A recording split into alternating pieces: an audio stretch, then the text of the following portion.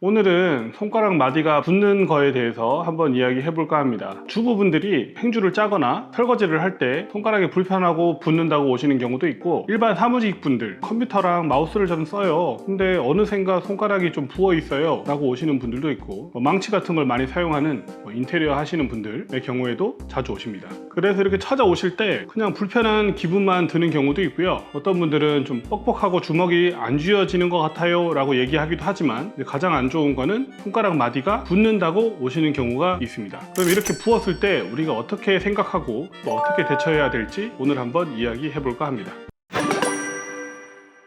퇴행성 관절염이나 류마티스 관절염 아마 많이 들어보셨을 거예요. 류마티스 관절염의 경우에는 자가 면역 질환이기 때문에 내 마음대로 해결하기 힘든 면이 분명히 있습니다. 하지만 손이 붓거나 아플 때 잘 관리하고 치료한다면 퇴행성 관절염을 늦추거나 예방할 수 있다는 걸 혹시 알고 계실까요? 제가 진료를 보다 보면 30대나 40, 50대 여성분들이 오시는 경우들이 흔합니다. 더 재밌는 거는 그분들이 정말 그 손가락을 많이 사용하냐, 노동을 많이 심하게 하냐. 예전에 우리 할머님들은 보면 풀도 뜯고 힘을 맨날 많이 주고 손을 많이 쓰기 때문에 관절을 팍 무리를 그냥 누가 봐도 줄 것 같단 말이에요. 근데 나는 요즘에 집에서 식기세척기도 쓰고 세탁기도 쓰고 손을 많이 쓰지 않는데 왜 제 손이 부을까요? 저 류마티스인가요? 찾아오시는 분들이 생각보다 많습니다. 그리고 또 살펴보면 마디가 붓기가 다른 경우들이 있습니다. 나는 4번째만 요새 부어 있어요. 나는 3번째만 부어 있어요. 그럼 또 이제 환자분이 저한테 류마티스인가요? 이렇게 물어보죠. 근데 웃긴 건 엑스레이를 찍어서 확인을 해보면 4번째 손가락도 똑같이 정상인 경우가 굉장히 많이 있어요. 밖에서는 변형이 와 있어서 이거 관절염이 이미 진행이 된 거 아닌가? 라고 생각하고 저 벌써 관절이 망가진 것 같아요 라고 저한테 말하지만, 실제로 엑스레이에서는 정상인 경우가 아주 많다는 겁니다.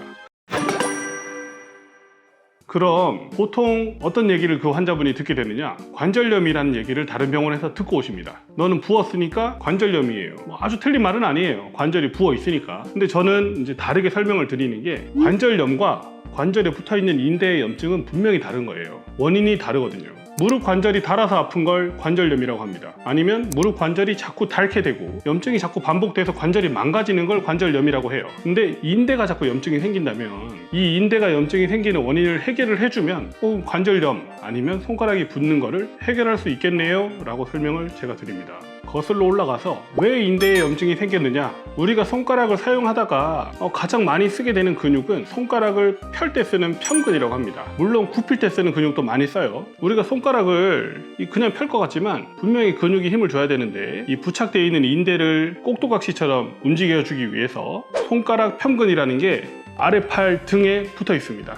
실제로 움직여보면 만져져요. 손가락 편근이 손가락을 펼 때 사용하는 가장 중요한 근육 중 하나인데, 이 마디마디 인대에 붙어 있습니다.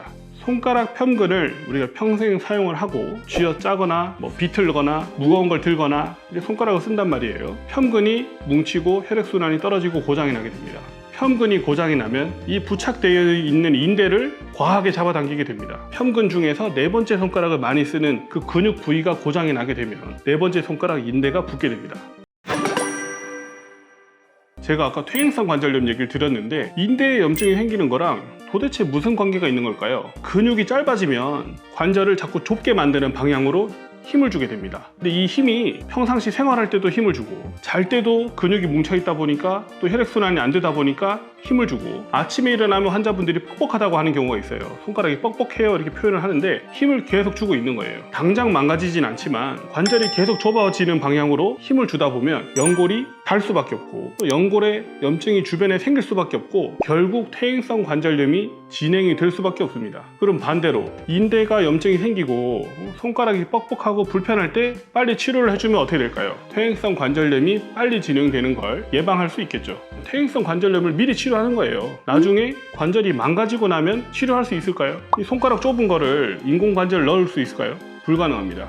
퇴행성 관절염을 미리 치료한다. 관절이 붓고 인대가 아플 때 퇴행성 관절염이 생기지 않도록 미리 치료해서 예방할 수 있다. 오늘 이게 제일 중요한 말입니다. 인대가 부으면 빨리 치료해서 망가지지 않도록 해야 된다까지 이해하셨을 것 같은데, 그 다음에 중요한 게 있습니다. 손가락 마디나 손 아파서 병원 진료를 보면 엑스레이 찍고 문제가 없네요. 약을 먹어볼까요? 물리치료도 받아보세요. 어떤 물리치료를 하는 거 아세요?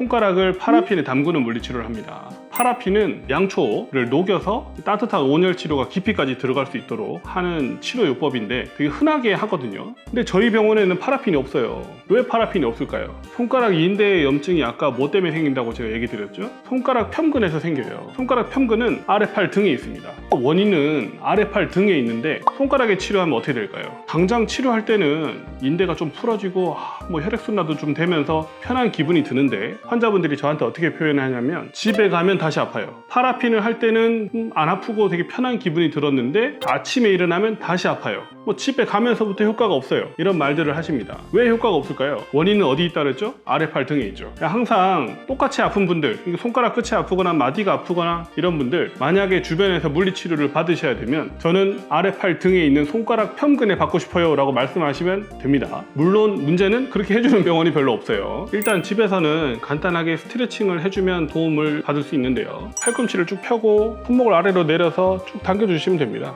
평소에 많이 해보셨던 분도 있을 거예요. 굉장히 쉽죠. 열 세주시면 제일 좋은데 그리고 환자분들한테 생각날 때마다 하세요 라고 얘기를 드려요. 엘리베이터를 자주 타는 분들은 엘리베이터 탈 때마다 하세요 라고 얘기를 드립니다.